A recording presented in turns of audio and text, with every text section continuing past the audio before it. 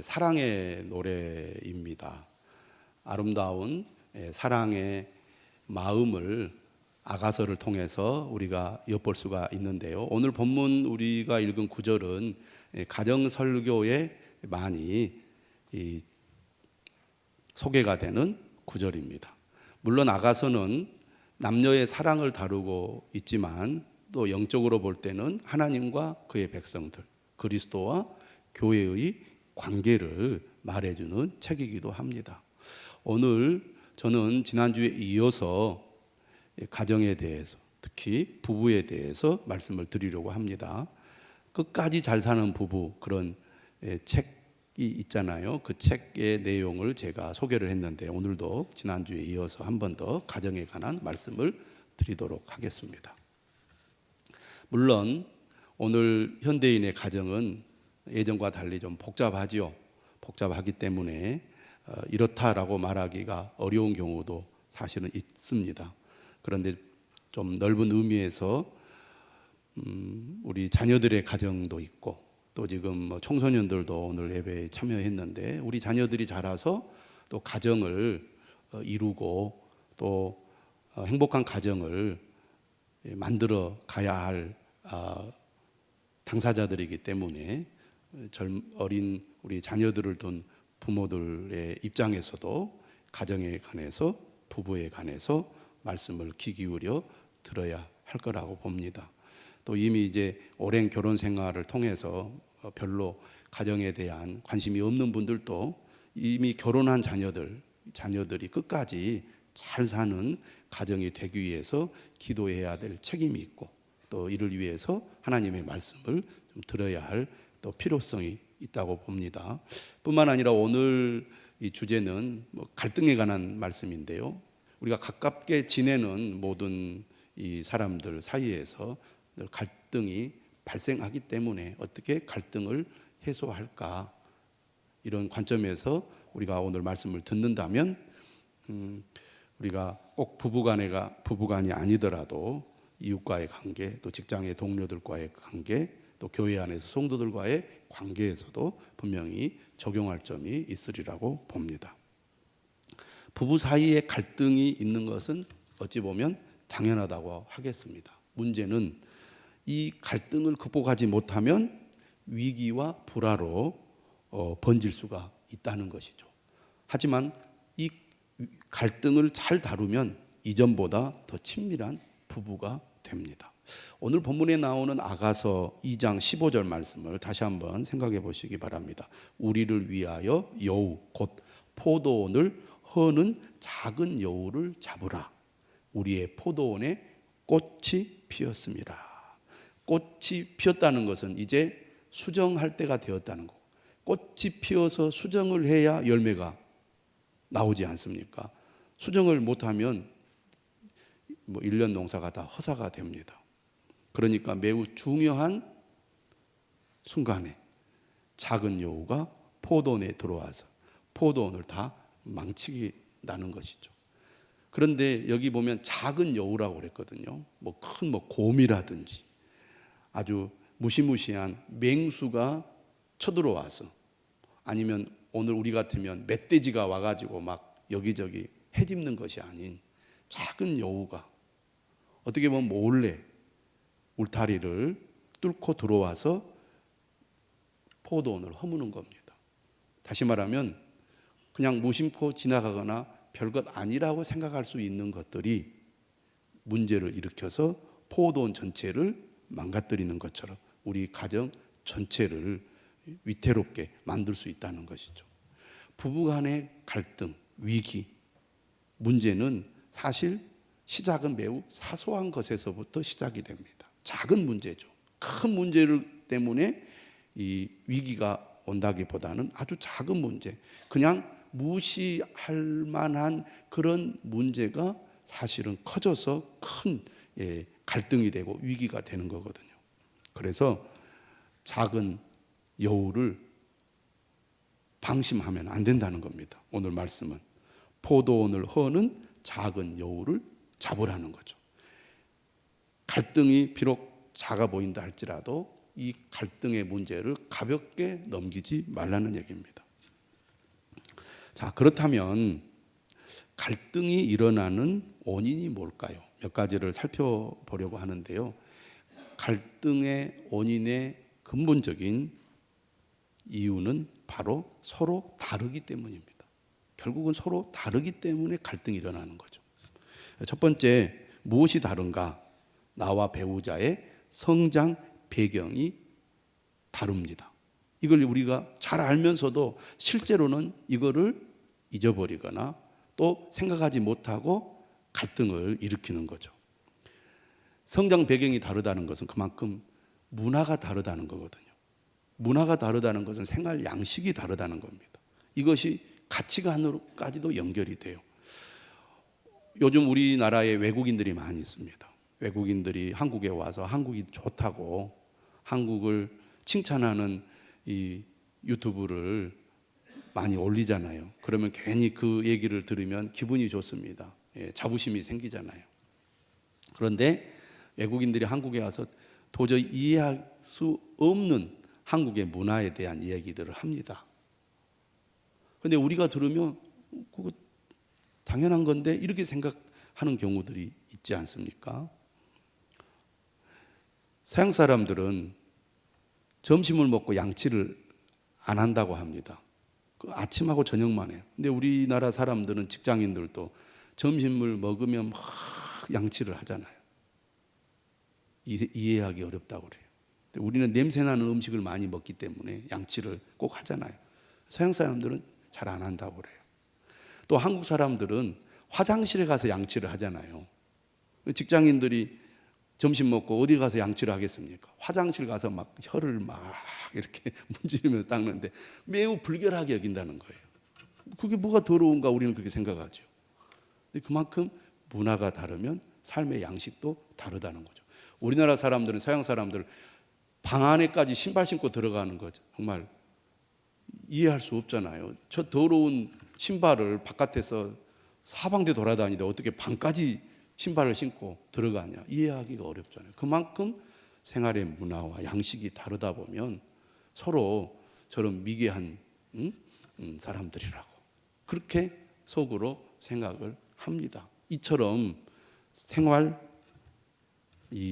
그 방식이 다른 것은 성장 배경이 다르기 때문에 다르다는 거죠. 이게 이제 부모로부터 자녀들로 전수가 되는 거잖아요.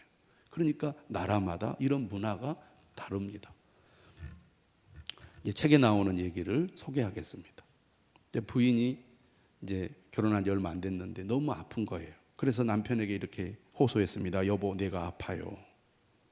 목이 붓고 열이 막 나니까 이제 감기에 걸린 거잖아요. 그래서 힘없이 남편을 쳐다보았습니다. 남편은 진지하게 나름대로의 처방법을 들려주었어요. 그래? 그럴 때는 십자가를 묵상해. 십자가를 묵상하는 거예요. 아내는 한동안 말없이 남편을 보더니 눈물을 글썽이며 갑자기 엄마가 보고 싶다고 말을 했습니다. 너무 서러운 거죠. 남편이 그렇게 말하는 게. 근데 이 아내도 믿음이 좋은 아내고 남편도 믿음이 좋은 남편인데 남편이 그럴 때는 십자가를 묵상해. 그 말이 그렇게 꼴보기가 싫은 거죠. 그런데 이렇게 남편이 말하는 데는 남편의 성장 배경이 있었습니다. 남편은 초등학교를 졸업한 후부터 혼자 살았어요. 낮에는 시장에서 일하고 밤에는 야학에 다니면서 청소년기를 보냈습니다. 아무리 어려운 일도 혼자 해결해야 했어요. 그리고 몸이 아프면 무조건 참았습니다. 어려운 일을 견디는 자신이 자랑스럽게 여겨졌어요. 처음 교회에 나가서 십자가를 알게 되었습니다. 그런데 그 십자가가 너무 좋았어요. 왜?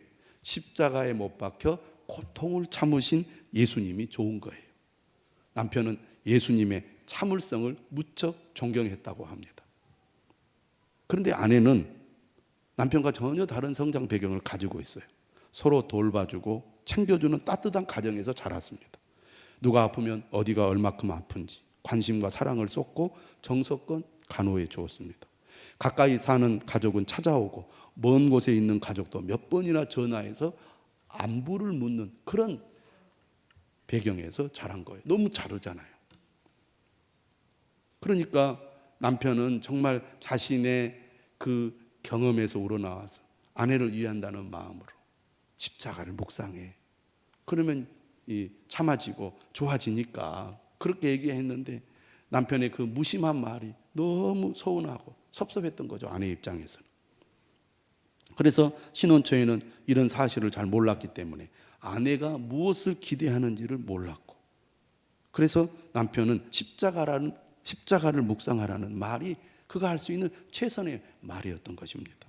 다행히 십자가 사건을 계기로 서로의 성장 배경을 나누게 되었고 더 큰 오해가 생기기 전에 작은 여우를 잡은 것입니다. 제가 지난주에도 말씀드렸듯이 부부 관계의 중요한 열쇠는 대화입니다.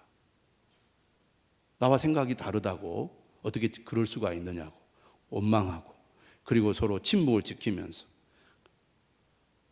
서로 이렇게 갈등을 계속 키우면 결국은 이제 위기가 커질 수밖에 없는 것이죠.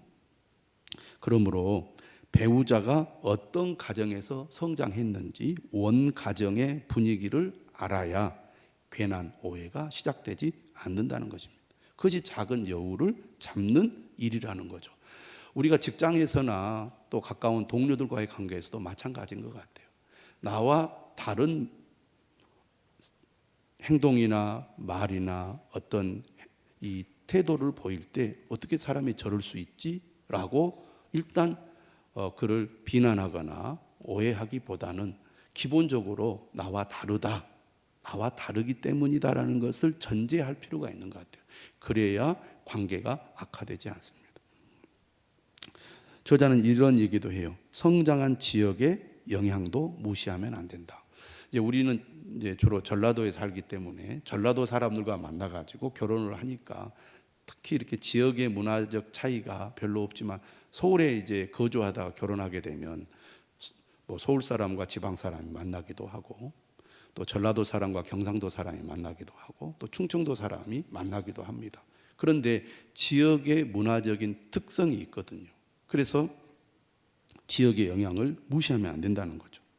배우자가 살았던 지역의 특성을 이해하지 못해서 불필요한 갈등이 일어나기도 합니다.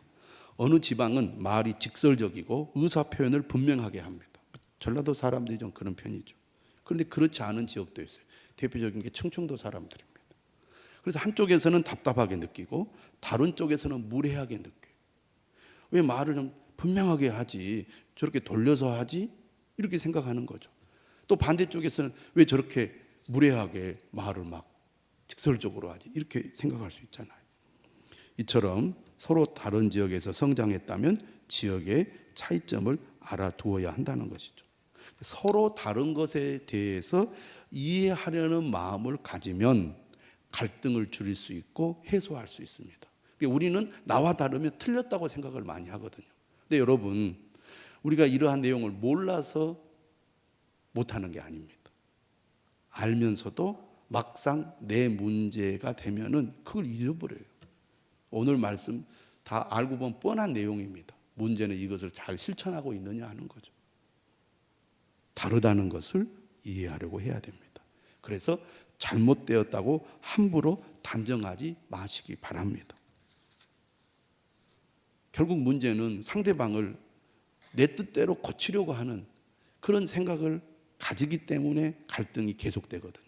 나와 다른 사람, 나와 생각이 다른 사람을 나의 방식대로 고치려는 그러한 시도를 내려놓을 필요가 있습니다. 가장 중요한 게 대화죠. 저도 아내와 그런 이 갈등이 좀 있었죠. 제 아내는 지금 없으니까 제가 말했습니다. 막 어질러 넣거든요. 나는 딱 치워야 돼. 그런데 지금은 둘 다 어질러 놓습니다. 예. 그냥 인정하고 들어가야 편해요. 예.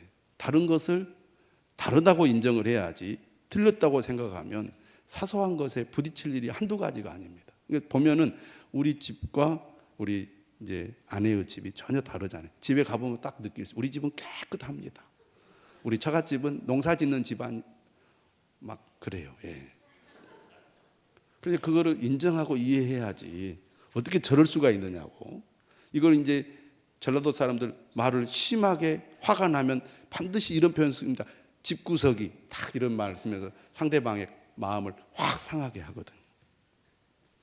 다른 것을 다른 것으로 이해하면 좋아지는 거죠. 이제 저도 10년, 20년, 30년을 살아보니까 이제 이해하려고 하고 수용하려는 마음이 생기니까 가정이 평안해지는 것 같아요.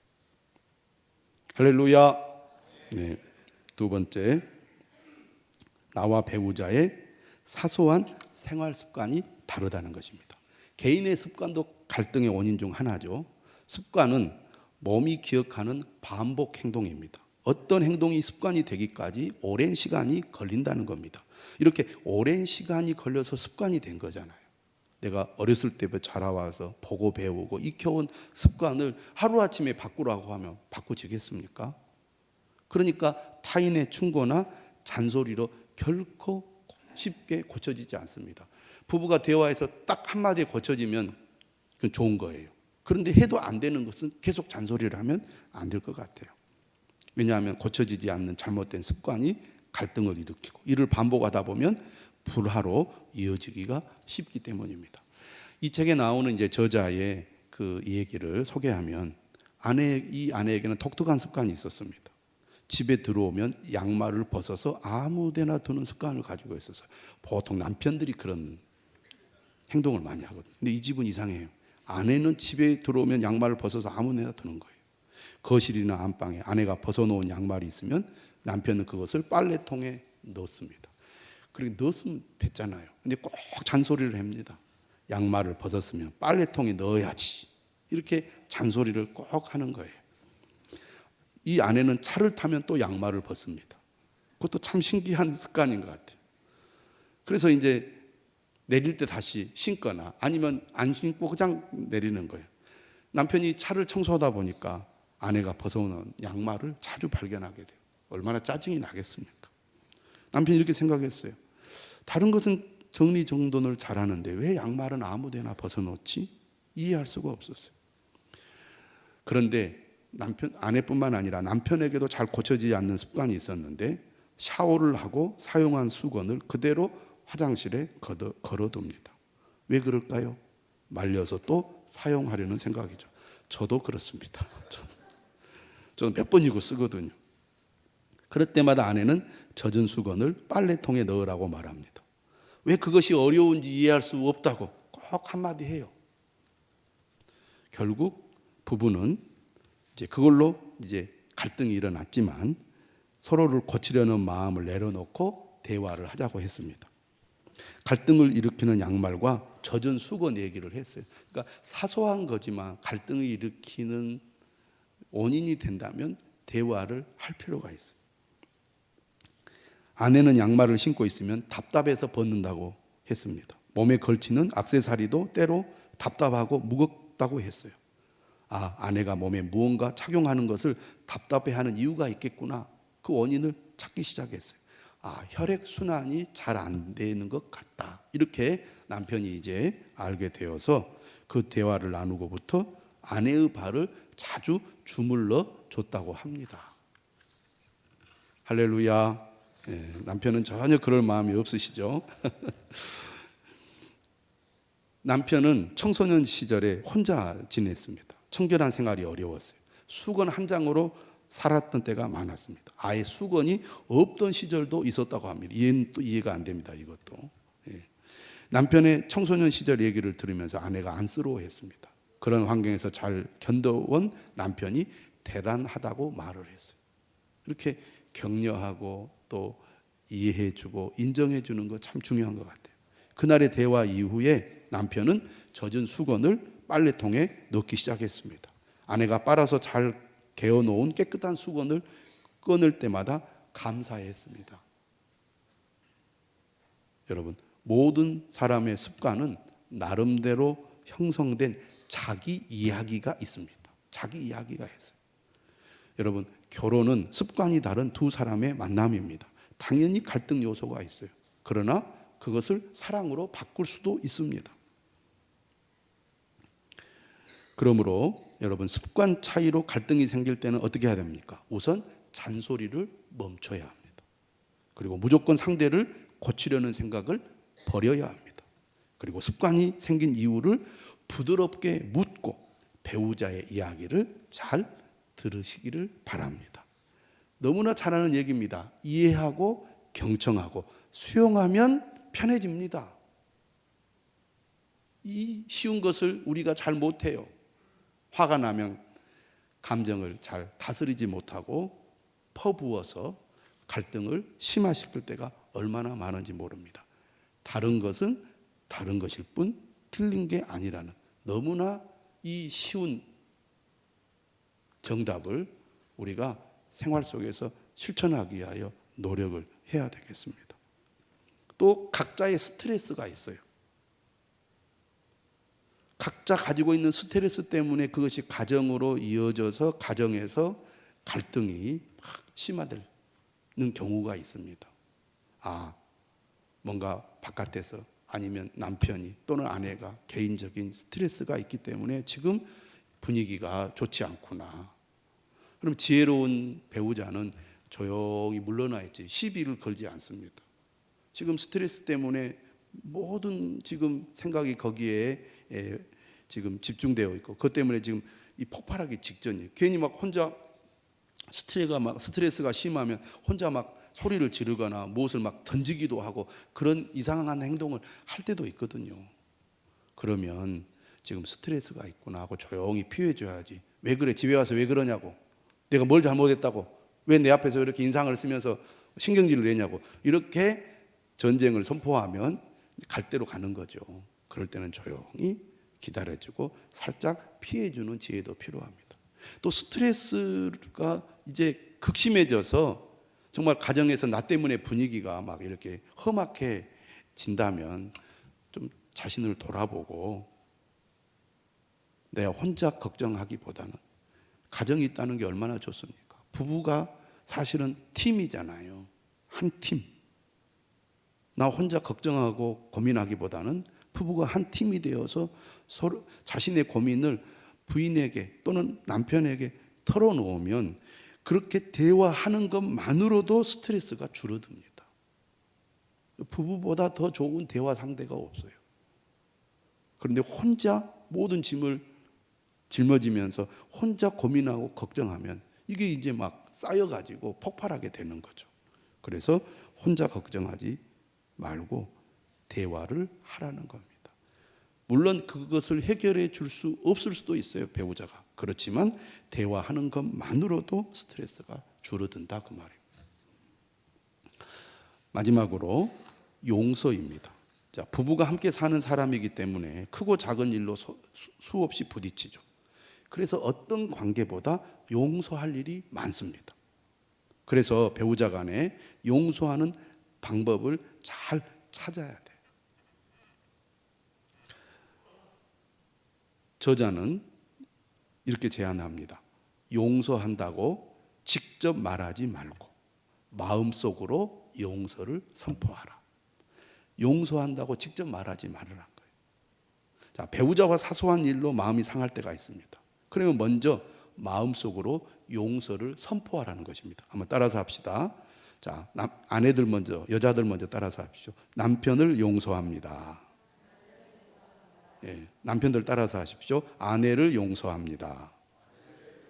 예, 이렇게 남편을 용서합니다. 아내를 용서합니다라는 말을 배우자에게 직접 하지 말고 먼저 하나님께 고백하라는 거예요. 쉬운 주문입니다. 그런데 이렇게 한다고 될까 생각하고 많은 사람들이 안 하니까 뭐가 잘 안 돼요. 하나님의 말씀은 복잡하지 않습니다. 가정사역자들이 주문하는 것도 사실 복잡한 게 아니거든요. 그런데 시시해 이렇게 한다고 될까? 우리가 그렇게 생각하고 잘 안 하거든요. 한두 번 해보고 안 해요. 여러분들이 경험을 해보셨을지 모르지만 뭐 허리가 아프다거나 또 막 목이 아프다거나 이러면 유튜브에 가면 그 처방법이 있습니다. 운동 처방법. 운동 처방법을 보면 시시해요. 그렇게 한다고 될까? 그리고 사람들이 무시합니다. 그런데 이 단순한 운동법 여러 번 반복해서 해보면 효과가 있다는 것을 경험하게 돼요. 저도 그런 경험들을 종종 하거든요. 근데 안 하니까 무시하고 안 하니까 이 효과를 못 보는데 이 부부간의 관계도 마찬가지인 것 같아요. 용서한다고 직접 말하지 말고 마음속으로 용서를 선포하라는 거죠. 상대방은 자신이 상처를 줬다는 것을 모를 수 있습니다. 그렇잖아요? 그냥 일상적으로 이렇게 하다 보니까 어떻게 상처를 상대방에게 주게 되죠. 그런데 대놓고 이렇게 이야기합니다. 여보, 내가 당신을 용서할게. 그러면 내가 뭘 잘못했는데? 라면서 황당해할 수도 있습니다. 다툼을 멈추려고 좋은 뜻으로 말했다가 부부싸움, 이해전을 맞게 된다는 것입니다. 그러니까 마음이 상할 때는 혼자 속으로 조용히 용서하는 것이 좋다는 거죠. 그러면 하나님이 그 마음의 소리를 들으십니다. 이게 아주 참 좋은 방법인 것 같아요. 자, 아내가 마음속으로 용서하기를 배운 계기가 있었습니다. 어느 날 남편이 화를 냈어요. 그러자 아내가 이렇게 말합니다. 왜 내게 화를 내요? 이렇게 따졌어요. 그러자 남편이 뭐라고 얘기하냐면, 나는 당신에게 화를 내는 게 아니야. 내가 지금 처한 상황과 일 때문이라고. 그리고 또 자기 자신에게서 화가 나서 그렇다고. 그래서 막 아내 앞에서 막 이제 화난 목소리로 말을 하니까 아내는 자기에게 화를 낸다고 생각을 한 거죠. 남편이 이렇게 얘기합니다. 나는 아내에게 화를 내는 속 좁은 남자가 아니라고. 그러면서 또 막 화난 목소리로 아내한테 얘기를 해요. 주로 아내들은요, 남편이 큰 소리 칠 때 상처를 많이 받습니다. 근데 화가 나면 목소리가 커지거든요. 아내는 그런 남편에게 그 상처를 받아요. 왜 상처를 받느냐? 어렸을 때 아버지가 큰 소리 친 걸 듣고 상처받은 경험들이 있거든요. 아내 딸들은. 그러니까 남편이 막 정말 사랑해서 결혼했는데 자기 앞에서 큰 소리 치면 상처가 되거든. 어떻든 당신 때문에 화내는 거 아니라고 큰 소리 치면서 말을 하니까, 나 때문에 화가 나는 건 아니구나라고 이해를 하면서도 화내는 남편으로 인해서 아내의 마음이 상했습니다. 그래서 아내는 어떻게 했느냐? 마음속으로 계속 말했습니다. 남편을 용서합니다. 남편을 용서합니다. 이렇게 하나님께서 아내의 마음을 들으실 것을 믿고 혼자 고백했더니 불편한 마음이 진정되었더라는 겁니다. 이게 중요해요. 계속 화가 났잖아요. 상처를 받았잖아요. 미워 죽겠잖아요. 그런데 남편을 용서합니다. 남편을 용서합니다. 그렇게 조용히 기도를 하니까 마음이 진정되더라는 거죠. 기도가 이렇게 효과가 있습니다. 시간이 조금 지난 뒤에 또 이렇게 기도했어요. 하나님, 저와 남편을 용서해 주세요. 우리 부부를 불쌍히 여겨 주세요. 여러분, 자녀하고 싸울 때가 있잖아요. 그럴 때도 그렇게 여러분들이 기도해 보세요. 그런데 그 뒤에 또 남편이 화를 내는 일이 있었습니다. 아내는 이렇게 생각했어요. 남편이 나 때문이 아니라 화난 일이 있었기 때문에 지금 저렇게 화나는 목소리로 말하는구나 라고 이해를 하려고 했지만, 자신을 향해서 화나는 목소리로 말하는 남편을 보니까 또 기분이 좋지 않아요. 어떻든 기분이 안 좋습니다. 그런데 이때 아내는 당황하지 않고 속으로 또 기도합니다. 남편을 용서합니다. 남편을 용서합니다. 이렇게 반복하면서 남편을 위해서 커피를 내렸습니다. 화를 멈춘 남편이 멋쩍은 듯 말했습니다. 당신 얼굴 표정이 천사 같네. 내가 왜 이러지? 미안해 여보. 남편이 이렇게 말하더라는 거예요. 그러니까 똑같이 부딪히면 전쟁이 일어나는 거예요, 가정에서. 그런데 아내가 하나님의 말씀대로 남편을 용서하고 마음을 내려놓으니까 남편도 멋쩍고 미안한 마음이 든 거죠. 아내는 남편으로 인해 마음이 상할 때마다 남편을 용서합니다를 반복했습니다. 그러자 자신의 마음을 지킬 수가 있었습니다. 마음을 지키는 게 중요한 것 같아요.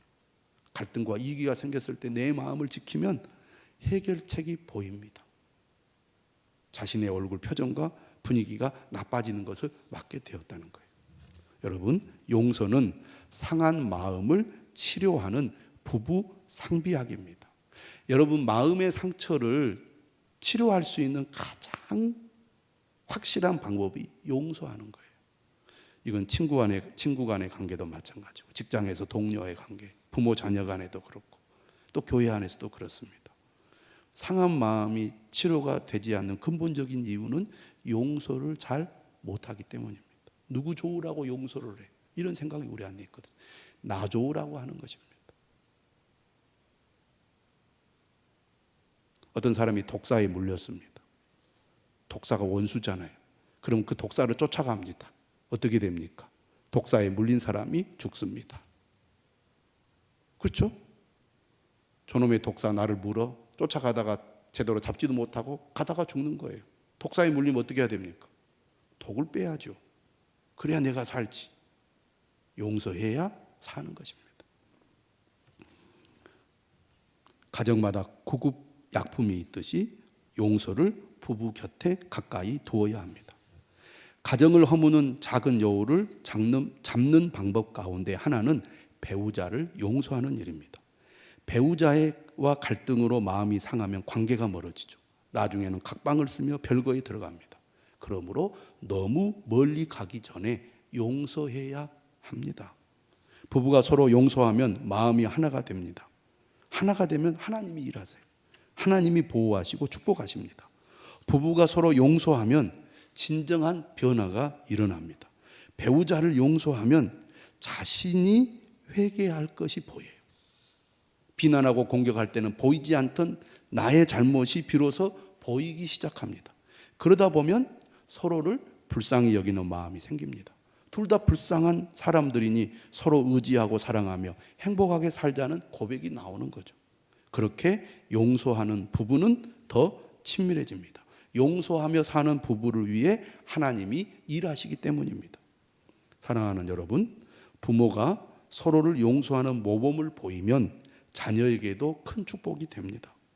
용서하고 축복하는 분위기가 가정의 좋은 정통이 된다는 것이죠. 제가 지난주도 말씀드렸죠. 좋은 부부가 좋은 부모가 되는 길이라고. 여러분, 작은 갈등, 마치 작은 여우와 같습니다. 이것을 여러분들이 무시하지 않고 작은 갈등을 잘 해결해 나가면 좋은 부부, 좋은 가정, 또 좋은 부모가 될 수 있을 것입니다. 부모 자녀 간에도 마찬가지고 이웃과의 관계에서도 마찬가지입니다. 자주 가까이서 부딪히는 사람들과의 관계에서 여러분들이 갈등을 잘 해소해 나간다면 훨씬 여러분의 삶의 질이 좋아지리라고 믿습니다. 하나님의 은혜가 여러분의 가정에 또 여러분의 자녀들의 가정에 가득하시기를 주님의 이름으로 축원합니다.